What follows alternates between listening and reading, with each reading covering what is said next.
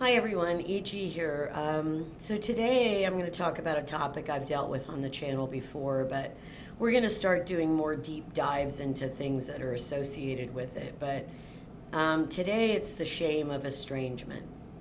And those of you that have been watching the channel a while, you know that I have a very painful estrangement from my son. I'm kind of estranged from my sister as well, although technically we would speak to each other, so it's not as final as it is with my son.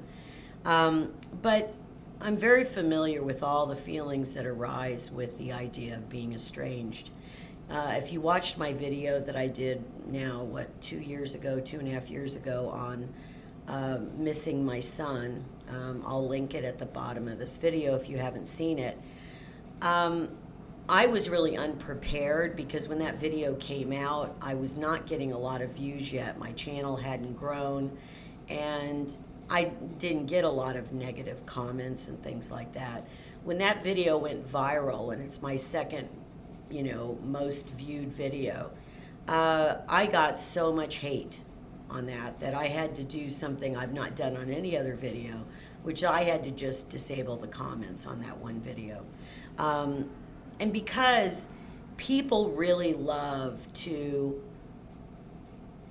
kind of heap loads of shame onto people who are estranged. They assume that the person that is estranged, in other words, the person that did not choose to make the estrangement, is guilty without even knowing all the facts, without even knowing the whole picture, which in the video that I did about my son, I couldn't include everything. So even people who've watched that video don't know the whole picture. So the point is that those of you who have dealt with estrangement yourself, you know how painful it is, and you know that there's shame involved with it. In fact, a lot of people don't even want to admit to others that they're estranged. Until I did this channel, I didn't lie about it to anyone, but I didn't usually tell people unless they asked something about my family that I was estranged. In other words, I didn't volunteer it.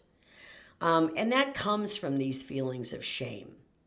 Because even for people who have done nothing wrong and still are separated from close family or whatever, there's a feeling of shame even if they didn't do anything wrong.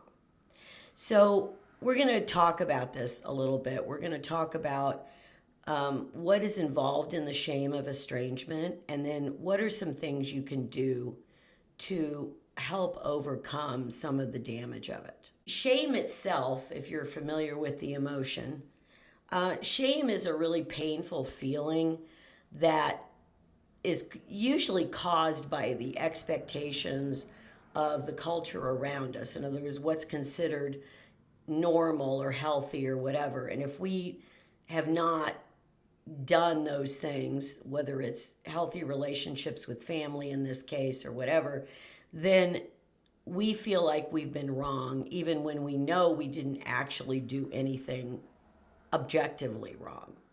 So shame is this feeling that you're in the wrong, sometimes even when you're not. You feel humiliated, you feel embarrassment, you feel distressed about it. And what's sad is it's not even always something you've done wrong. So let me say that obviously we've all done things in our life that we're probably ashamed of at some point, right?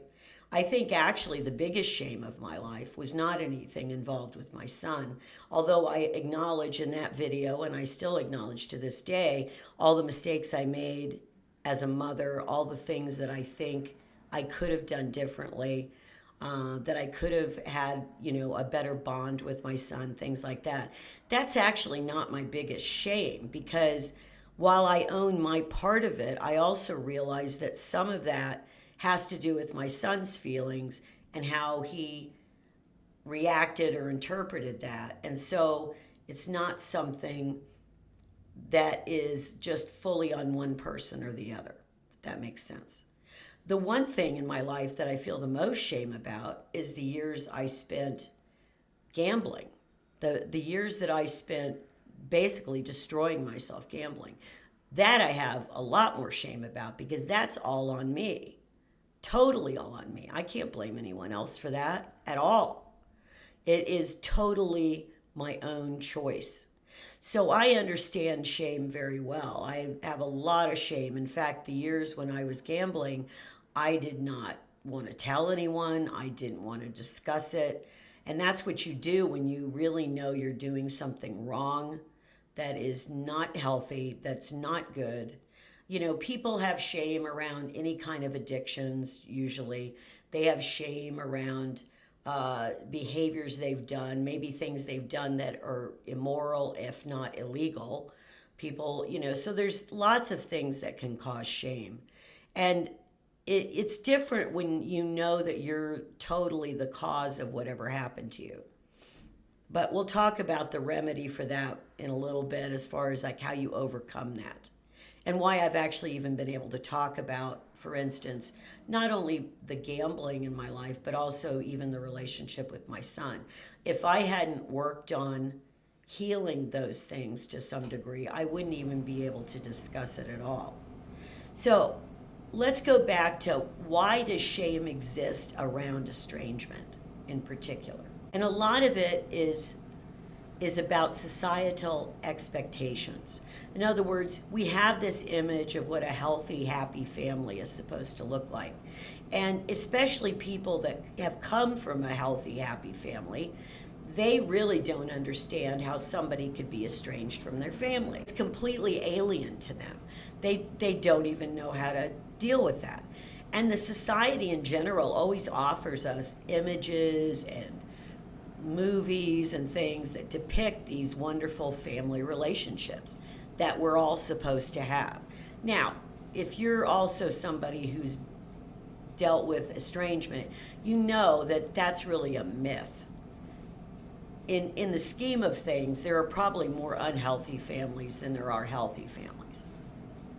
And while there are healthy families, it is a smaller group of people overall in the society than you would expect.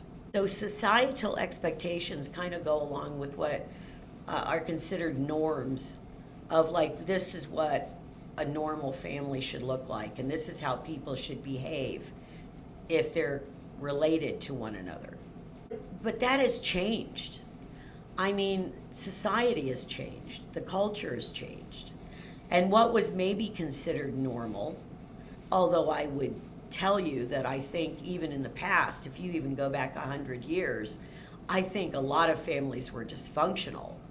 I mean, my mother grew up, she was born in the 1920s. She grew up in the Depression. She came from an incredibly dysfunctional family. Her father was a mean drunk who abused his wife and kids and drove his wife finally away from him. And then my grandmother, it was my grandmother, ended up dying an early death because of all the trauma. That happened back in the good old days that we think, oh, families were really happy and stuff. No, there was always dysfunction in families.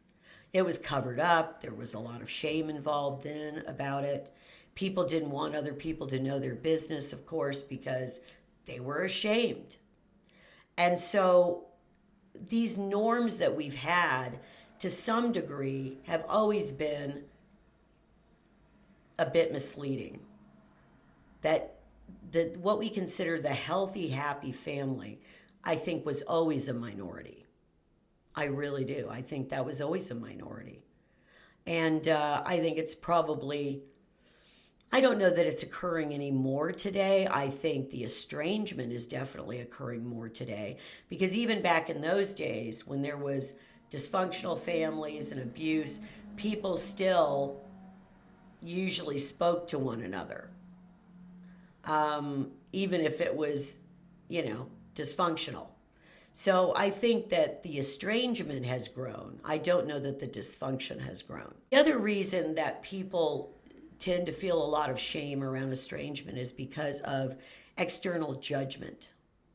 In other words, people having a lack of empathy or understanding. And again, as I mentioned a few minutes ago, it's because people who do come from normal, I don't like to call it normal, people who come from healthier families don't understand what could have caused that estrangement. They always think it's by default the worst possible scenario. Like if you're estranged, you had to have been abused severely.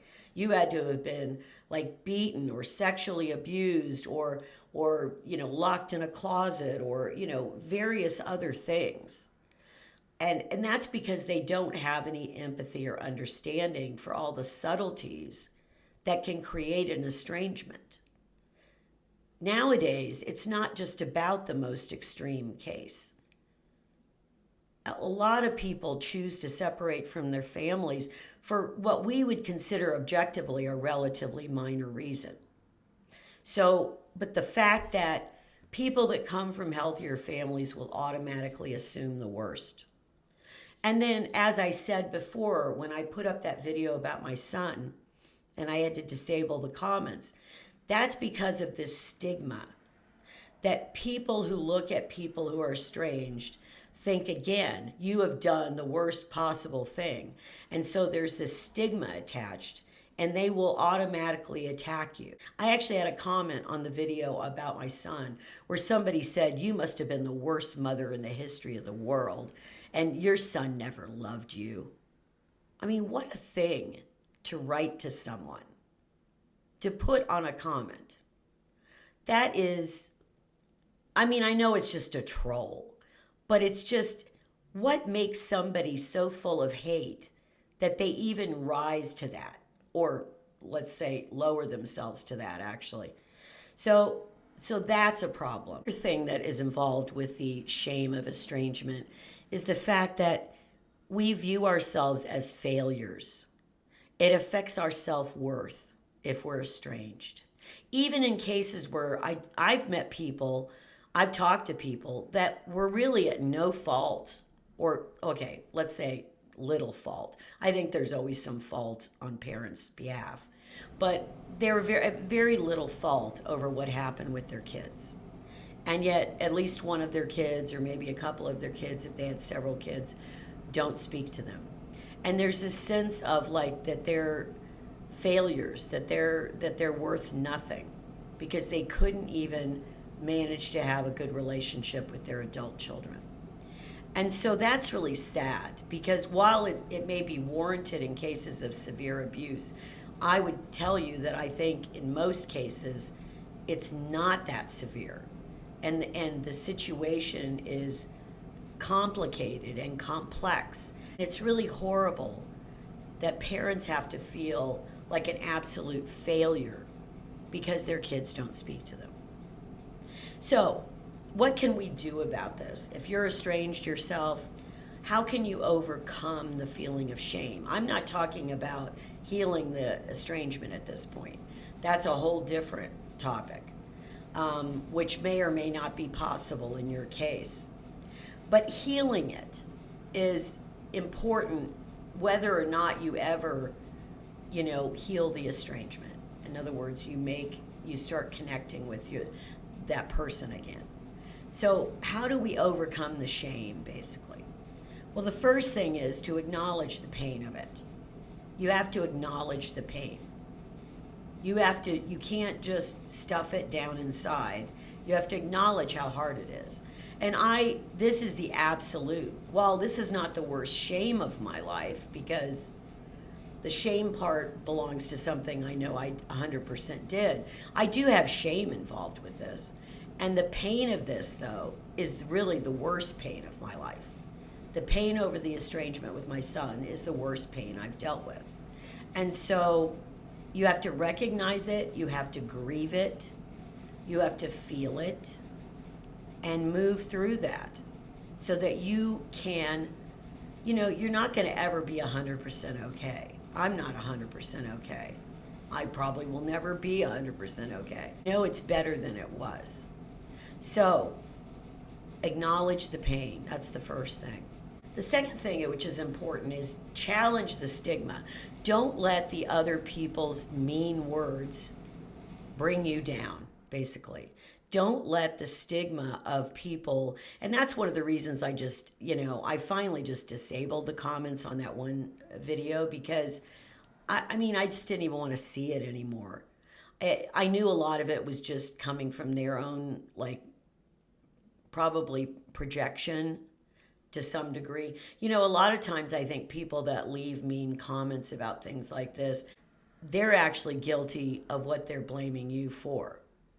So, but it's important to not only recognize that, but just don't allow people to tear you down about it.